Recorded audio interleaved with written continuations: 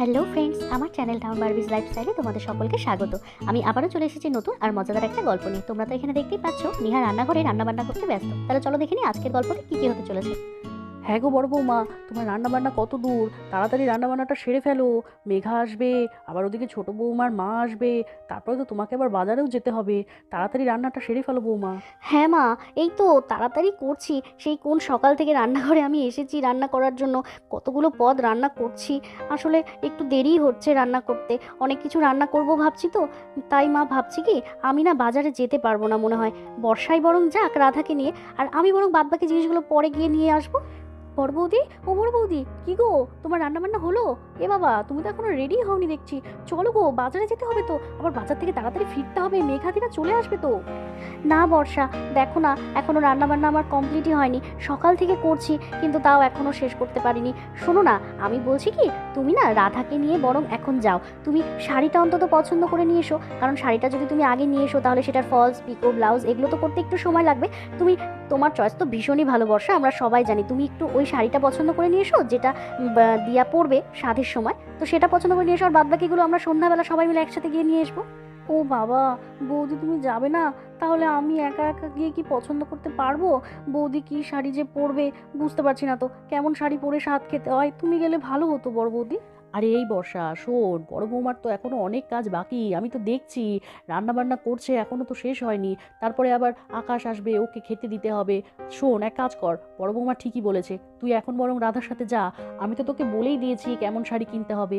এমন শাড়ি কিনবি যেটাতে লাল পাড় থাকে, কারণ আমাদের মধ্যে কিন্তু এটাই নিয়ম। আমার শাশুড়ি মাকেও তাই দেখেছি, আর আমিও আমার বৌমাদেরকে কিন্তু লাল পাড় শাড়ি পরেই স্বাদ খাইয়েছি। তাহলে নাকি বাচ্চার ঠোঁটটা লাল টুকটুকে হয়। তুই ওরকম লাল পাড় দেখে একটা ভালো দেখে শাড়ি নিয়ে চলে আয়, তা এত চিন্তার কি আছে?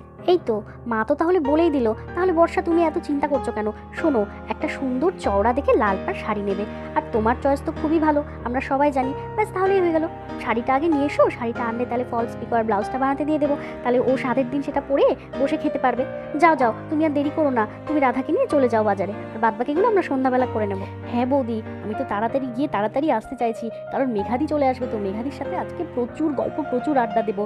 আচ্ছা ঠিক আছে, তোমরা যখন বলছো আমি তাহলে যাই, নিজে পছন্দ করে একটা শাড়ি নিয়ে আসি। আর যদি পছন্দ তোমাদের নাও হয় সেটা আবার রিটার্ন করে দেওয়া যাবে, কোনো ব্যাপার না। ঠিক আছে, আর দেরি করবো না, তুমি বরং তাড়াতাড়ি রান্নাবান্না করে নাও, তারপরে তো সন্ধ্যাবেলা আমাদের প্রচুর আজকে আড্ডা হবে। আর এই বলে বর্ষাও বাজার করতে চলে গেল। আর এখানে দিয়া ওর নিজের ঘরে একটু গোছগাছ করতে ব্যস্ত। উফ, এভাবে নিচু হয়ে বসে কিছুই আর করতে পারি না। ধুর, সব কিছু কি আর দিদিভাইকে রাধাকে বলা যায়? কিছু কিছু কাজ তো নিজেও করতে হয় না। উফ, এভাবে নিচু হয়ে বসে আর কিছুই করতে পারছি না। কিন্তু আজকে মা আসবে, মেঘা আসবে, কি যে আনন্দ হচ্ছে। মাকে কত দিন পর আজকে দেখবো। দিয়া এখানে আপন মনে কাজ করছে আর একা একাই কথা বলছে। তখনই সেখানে নীল চলে আসে। আরে দিয়া, তুমি নিচে বসেছো? তোমাকে যে কতবার বলেছি তুমি এইভাবে বসবে না, এখন তোমার এইভাবে বসা একদম নিষেধ। না, একটাও কথা শোনো না, কি এমন কাজ করছো তুমি? ওরে বাবা, তুমি এমন করছো কেন? কি করলাম আমি? আসলে বিছানার চাদরটা একটু এলোমেলো হয়েছিল, তাই একটু ঠিকঠাক করছি। ঘরটরগুলো একটু গোছাতে হবে না? কত আর দিদিভাইকে রাধাকে বলবো? আমার নিজের আর এত শুয়ে বসে থাকতে ভালো লাগছে না। ওহো, ঘর তো গোছানোই আছে দিয়া, এলোমেলো কিন্তু নেই। তুমি ওঠো তো, ওঠো, ওইভাবে বসবে না। পূজা আমাকে বলছে কিন্তু এই সময় কিন্তু একটু রেস্টেই থাকতে হবে, আর বেশি দিন কিন্তু সময় নেই। এই সময়টা তো একটু ডেঞ্জার পিরিয়ড, তুমি জানোই ভালো করে। তারপরেও তুমি কেন এগুলো করছো? আর বৌদি রাধা এদেরকে বললে তো করেই দেবে, আর ঘর বাড়ি তো পরিষ্কারই আছে দিয়া, তুমি শুধু শুধু কেন করতে যাচ্ছ বলো তো? ও, বুঝলাম, আজকে মা আসবে তাই না, ওই জন্য তুমি এত পরিষ্কার পরিচ্ছন্ন করছো। এই, তুমি কি বললে? আমি আজকে মা আসবে জন্য ঘর পরিষ্কার করছি? তার মানে তুমি কি বলতে চাচ্ছ আমাদের ঘর সবসময় এলোমেলো হয়ে থাকে? এটা তুমি বলতে পারলে? আমি সব সময় ঘর পরিষ্কার করে রাখি, কোনো সময় ঘর এলোমেলো থাকে না। আর তুমি বলছো আজকে মা আসবে জন্য ঘর পরিষ্কার করছি? আহা, রাগ করছো কেন? আচ্ছা ঠিক আছে, রাগ করো না, রাগ করো না, আমি তোমাকে ডাকাতে চাইনি, সরি সরি। আসলে সত্যি আমারই বলতে ভুল হয়েছে। সত্যি তো আমাদের ঘর তো সবসময় পরিষ্কারই থাকে। একটা ছোট বাচ্চা আছে, তারপরেও ঘর কখনো এলোমেলো থাকে না। তুমি সবসময় ঘর আমাদের গুছিয়ে রাখো। আচ্ছা বাদ দাও ওগুলো কথা, শোনো, আমি তো একটু পরে চেম্বারের জন্য বেরিয়ে যাচ্ছি। তো তোমার তো সাধের অনুষ্ঠান আছে, তুমি তখন বাজার যেতে পারো না? তোমার যদি কিছু লাগে আমাকে বলো, আমি তাহলে কিন্তু সেগুলো নিয়ে আসবো। আরে না না, আমার কিছু লাগবে না। আমার সব কিছুই আছে। আর দিদিভাই তো আমাকে সব কিছু এনেই দেয়। আমার যা যা প্রয়োজন না বলতেই সব কিছু নিয়ে এসে দেয়। আর ঠিক আছে, যদিও কিছু আমার লাগে তাহলে আমি তোমাকে জানিয়ে দেবো, তুমি সেগুলো নিয়ে এসো।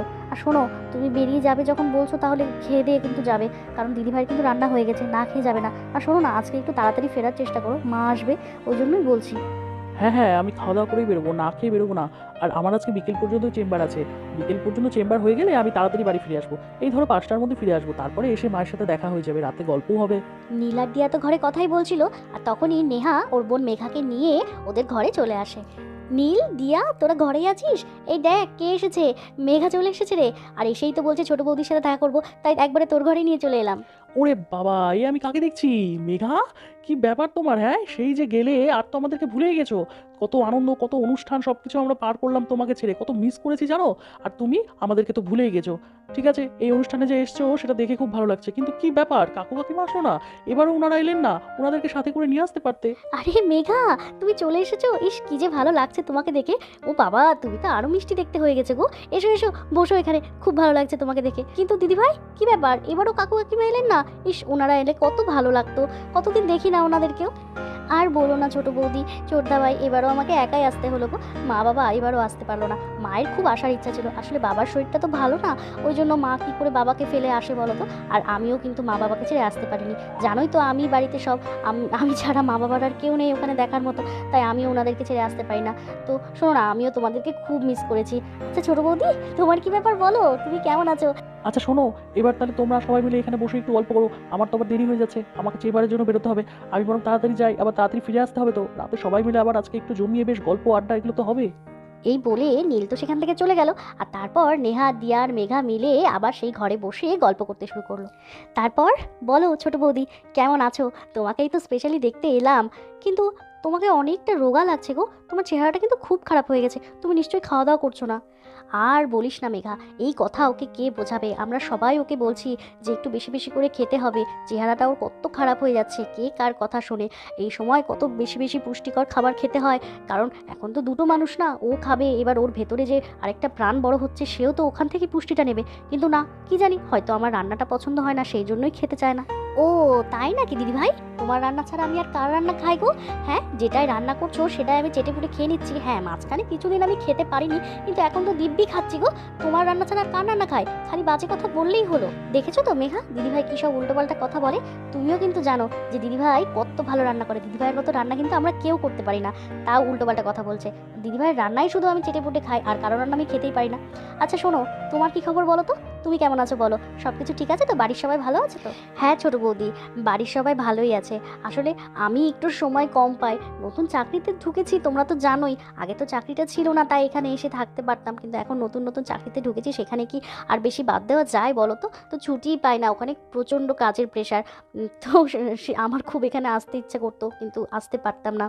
আচ্ছা, কি ব্যাপার, আমি তো তিন্নি দিদির সাথে আসার সময় দেখা করে এলাম, কিন্তু বর্ষা কোথায়? ওকে তো দেখছি না আসার পর থেকে। ওরে বাবা, ও তো ফোন করে করে আমাকে কত দিন থেকে বলছে মেঘাদি এসো এসো, কিন্তু আমি আসতেই পারি না। ও মনে হয় আমার উপর খুব রেগে আছে। বর্ষার কথা বলছিস? বর্ষা আর রাধা একটু মার্কেটে গেছে রে, ওদের সাথে আমারও যাওয়ার কথা ছিল, কিন্তু আমি যেতে পারলাম না। আসলে ওই যে দিয়ার সাথে শাড়িটা কিনতে হবে, তো তো ওকেই বললাম তুই একটু পছন্দ করে নিয়ে আয়, চলে আসবে এক্ষুনি। তোর কথা খুব বলে রে মেঘা, ও তোর জন্য অনেকক্ষণ থেকে অপেক্ষা করছে। বর্ষার কথা বলতে না বলতেই 2 ব্যাগ ভর্তি বাজার নিয়ে বর্ষা সেখানে চলে আসে। বড় বৌদি, এই নাও, ধরো ধরো ধরো, বাপরে কি ভারী, কতটা সময় লেগে গেল এই শাড়ি পছন্দ করতে। আরে মেঘাদি, তুমি চলে এসেছো? সকাল থেকে তোমার জন্যই অপেক্ষা করছিলাম তো আমি, জানো। ইস মেঘাদি, তুমি আসবে সত্যি আমি ভাবতেই পারিনি, কি যে আনন্দ লাগছে আমি তোমাকে বলে বোঝাতে পারবো না। জানো কত কথা জমে আছে তোমার সাথে, আমার অনেক কথা আছে, অনেক, এক রাতের মধ্যে তো সেগুলো বলে আমি শেষই করতে পারবো না। সত্যি বর্ষা, তোমরা এত ভালো, আমিও তোমাদেরকে খুব মিস করতাম গো, খুব মনে পড়তো তোমাদের কথা, কিন্তু কি করব বলো, নতুন নতুন চাকরিতে জয়েন করেছি, সেখানে তো আর এত ছুটি নেওয়া যায় না বলো, আর মা বাবাকে ছেড়েও আসতে পারিনি। কিন্তু ছোট বৌদির এত সুন্দর একটা শুভ অনুষ্ঠান, সেটাতে কি করে না এসে থাকতে পারি, তাই চলেই এলাম। ওরে বাবা, দেখো দেখো এদের কাণ্ড, এদের গল্প যেন শেষই হচ্ছে না। আরে বর্ষা, ঠিক আছে, মেঘা তো এখানেই থাকবে, তোমরা গল্প করো, কিন্তু তুমি বাজার থেকে কি শাড়ি আনলে সেগুলো দেখাও, সেগুলো দেখি আগে। ওফো, দেখেছো, সত্যি আমি একদম ভুলে গেছি, আসলে মেঘাদিকে দেখে আমি এত এক্সাইটেড হয়ে গেছি না, আমি বাজার থেকে শাড়ি এনেছি সেগুলো বলতেই তোমাকে ভুলে গেছি। আচ্ছা বড় বৌদি, শোনো না, তুমি প্যাকেট থেকে একটু শাড়িগুলো বের করে একটু তোমরা দেখো ছোট বৌদির পছন্দ হয় কিনা। আর তারপর নেহা এক এক করে শাড়িগুলোকে বের করলো। আর দুটো শাড়ি খুব সুন্দর দেখতে হয়েছে। ও মা, বর্ষা কি সুন্দর হয়েছে গো শাড়িগুলো, কি ভালো লাগছে, দারুণ চয়েস করেছো। সত্যি আমাদের দিয়াকে কিন্তু খুব সুন্দর লাগবে। এই দিয়া, দেখ না তোর কোনটা ভালো লাগছে। দুটো শাড়ি কিন্তু আমার খুব ভালো লাগছে। হ্যাঁ দিদি ভাই, ঠিক বলেছো, কি সুন্দর চয়েস করেছে না বর্ষা, আমারও খুব ভালো লাগছে।